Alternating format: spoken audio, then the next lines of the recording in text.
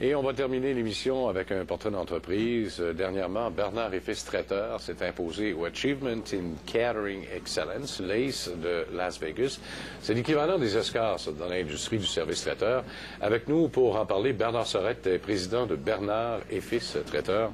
M. Sorette, bonjour. Bonjour. Félicitations d'abord pour votre prix au CATI. Merci beaucoup. CATI Awards 2012. Ça doit certainement flatter non seulement l'ego, mais le rayonnement de l'entreprise de gagner le CATI. Ah oui, oui, absolument. Ça nous donne comme un boost d'énergie à toute l'équipe. Parce que le métier de traiteur a énormément changé au cours des 20 dernières années. On est loin des petits sandwichs, comme on se plaît à dire ici en studio, avec pas de croûte.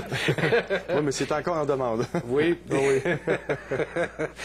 Parlez-nous un peu de votre entreprise. Comment elle est née? Ça fait combien de temps qu'elle existe? Oui, Bernard et Fils Traiteur a vu le jour en 1997, mais par contre, on a un très, très beau parcours familial qui date de 1904. Alors, au tout début du siècle, mon arrière-grand-père a fondé le premier magasin général Sorette et Fils, jusque dans les années 50.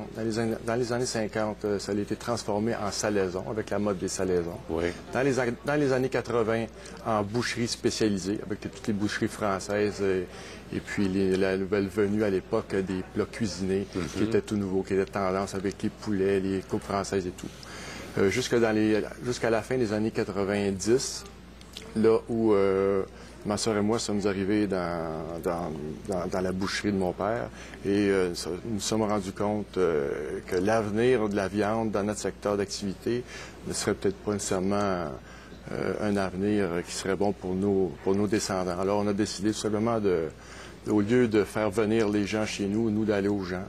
En allant dans le centre-ville avec tous les édifices. C'était difficile de faire le changement, la rotation de l'entreprise un peu? Oui, extrêmement. Ouais. Ça a été extrêmement difficile. Par contre, la plus grande fierté qu'on a à ce niveau-là, c'est d'avoir été dans un secteur très défavorisé qui était centre-sud, avec une clientèle qui l'était défavorisée. Maintenant, aujourd'hui, on utilise ces gens-là. Utiliser, c'est un grand terme. Je veux dire, on embauche ces gens-là en faisant beaucoup de réinsertion sociale et en travaillant avec ces gens-là qui ont fait vivre notre famille depuis le début du siècle. Nous faisons des belles prestations partout à Montréal, maintenant avec des reconnaissances internationales. Et qu'est-ce que ça te donne d'avoir ce genre de reconnaissance-là? Parce que gagner le CATI Awards, je ne connais pas ça. C'est la première fois que je n'entendais parler quand je me suis préparé pour l'entrevue. C'est le score des traiteurs. Qu'est-ce que ça donne? Ça nous donne la notoriété naturellement, ça nous donne le prestige. Et surtout, c'est extrêmement bon pour toutes les équipes de travail. Hein. Ça nous permet de pouvoir se comparer à d'autres dans notre secteur d'activité. Comment on gagne ça, ce concours-là? Est-ce qu'il faut aller et puis préparer les plats comme on voit là, présentement, sur place directement? Non, pas sur place directement. Il faut remplir vraiment une batterie de tests et de questionnaires extrêmement compliqués et très longs. Par la suite, il y a 3 processus. Il y a le critère de sélection. Par la suite, il y a une deuxième étape avec 6 questions très, très précises. Et une dernière étape, si on est sélectionné dans les 5 finalistes, avec d'autres séries de questions. Est-ce qu'il y a des gens qui viennent goûter à l'aveuglette sans que vous le sachiez?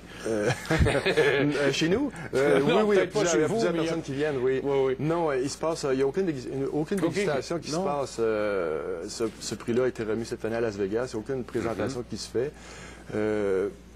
Mais par contre, je vous dirais, si on revient à le fait de se présenter contre d'autres traiteurs et de pouvoir se comparer, vous savez que dans l'association du Quai des Ressources, on est plus de 600 traiteurs et 46 pays différents.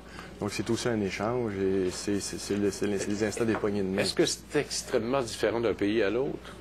Chez nous, on est habitué à un genre de traiteur. Est-ce que c'est différent aux États-Unis? Il y a différents types de traiteurs. Il y a des traiteurs de très, très haut niveau. Il y a des traiteurs de cafétéria qu'on appelle. Il y a des traiteurs de masse. Il y a des traiteurs de stade.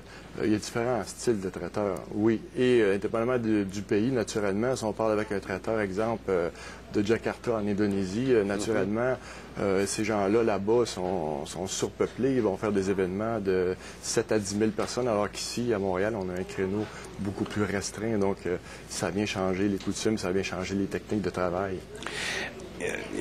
le secteur de la restauration est difficile à percer. On a vu là, au cours des derniers mois des restaurants, pas des traiteurs, mais des restaurants qui ont fermé leurs portes. Est-ce que ça a eu un effet négatif, ça, sur le genre d'entreprise que vous avez? Non, ça n'a pas eu un effet négatif, mais par contre, je vous dirais que le domaine du traiteur, tout comme le domaine de la restauration et le secteur économique d'ailleurs, ont pris peut-être un certain recul dans les derniers trimestres.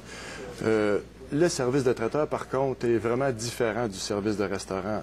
Un traiteur ne peut pas être restaurateur et un restaurateur ne peut pas être traiteur. On a tout le temps le 10-90 % de différence.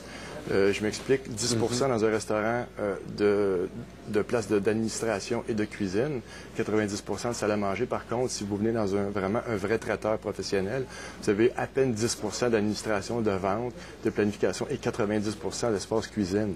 Alors, c'est extrêmement différent. Les gens ne vont pas manger chez vous, c'est vous qui apportez le manger chez les gens. Exactement, exactement. Et nous, au lieu de desservir une centaine de personnes ou des milliers de personnes rétablies sur distancées sur 2 heures de temps, on a des milliers de personnes à servir en même temps. Il nous reste 1 minute à peine. Les tendances du marché, là, présentement, c'est quoi? Les tendances du marché sont naturellement le bien manger, les produits locaux, ainsi que les produits sans sel. L'épuration de la nourriture est extrême.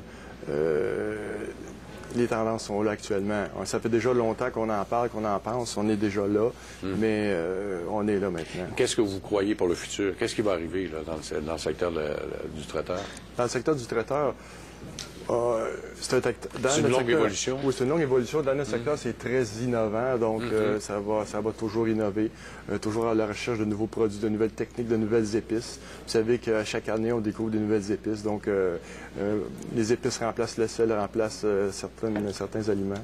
Bien, très bien, M. Sorette. Merci beaucoup. C'est une très belle entreprise à connaître. Oui, Bernard Sorette de Bernard et Fils Traiteur. Merci beaucoup. Merci beaucoup d'avoir été là et on vous dit à la prochaine. Au revoir.